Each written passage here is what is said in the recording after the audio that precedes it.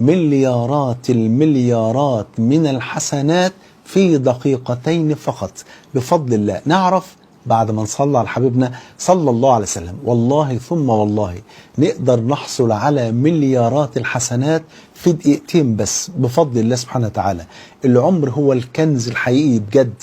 ولذلك خدوا بالكم من حاجة بقى مهمة جدا، ان الانسان ممكن يوم القيامة يتوقف دخوله الى الجنة على حسنة واحدة، وانا بقول لحضراتكم في دقيقتين هتحصلوا على مليارات الحسنات. وكعهدي بكم وكعهدكم بي بفضل الله سبحانه وتعالى لا اذكر لكم الا حديثا صحيحا ثابتا عن النبي محمد، ما تصلى عليه صلى الله عليه وسلم. في الحديث الذي رواه الامام احمد باسناد صحيح أن النبي صلى الله عليه وسلم رأى أبا أمامة وهو يحرك شفتيه. أبا أمامة صحابي جليل رضي الله عنه وارضاه، قال رآني النبي صلى الله عليه وسلم وأنا أحرك شفتي، فقال لي بأي شيء تحرك شفتيك يا أبا أمامة؟ قلت أذكر الله يا رسول الله صلى الله عليه وسلم. فقال له الحبيب المصطفى ألا أخبرك بأكثر وأفضل من ذكرك بالليل والنهار؟ هقول لك على ذكر أفضل من إن أنت تقعد بالليل والنهار 24 ساعة بتذكر ربنا سبحانه وتعالى، في ذكر يجمع لك مليارات الحسنات في دقيقتين. فقلت بلى يا رسول الله، نفسي أعرف.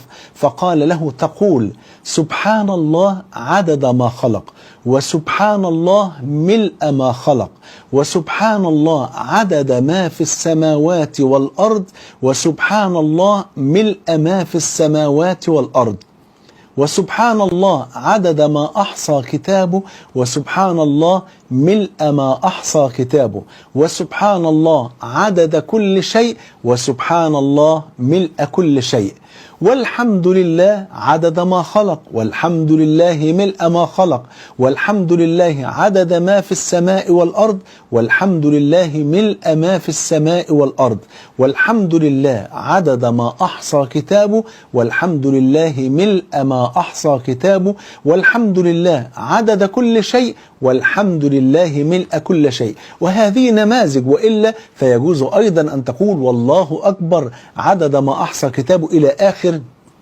هذا الذكر العظيم. ويجوز أن تقول لا حول ولا قوة إلا بالله بنفس صيغة هذا الذكر، وتقول لا إله إلا الله بنفس صيغة هذا الذكر، وتقول أستغفر الله برضو بنفس صيغة هذا الذكر. وإلا فالنبي ذكر له نموذجين في سبحان الله والحمد لله، ولك أن تستعمل هذا الذكر في بقية أنواع الأذكار بفضل الله سبحانه وتعالى. الحديث الثاني والأخير ما رواه الإمام مسلم عن جويرية أم المؤمنين رضي الله عنها وعن جميع أمهات المؤمنين أن النبي صلى الله عليه وسلم خرج من عندها بكرة حين صلى الصبح وهي في مسجدها، ثم رجع بعد أن أضحى، يعني بعد أن صلى الضحى وهي جالسة، فقال لأمنا جويرية أما زلت على تلك الحالة التي تركتك عليها؟ قالت بلى يا رسول الله. قاعدة عمالة بتذكر ربنا سبحانه وتعالى، فقال لها لقد قلت بعدك 4 كلمات 3 مرات لو وزنت بما قلت منذ اليوم لوزنتهن.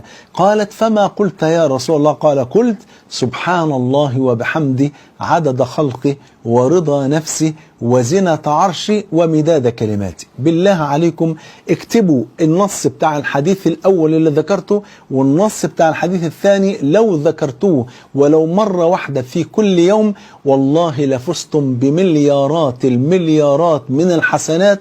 أسأل الله عز وجل أن يغنمكم الخير في الدنيا والآخرة، وأن يجمعني وإياكم مع سيد ولد آدم صلى الله عليه وسلم في الفردوس الأعلى.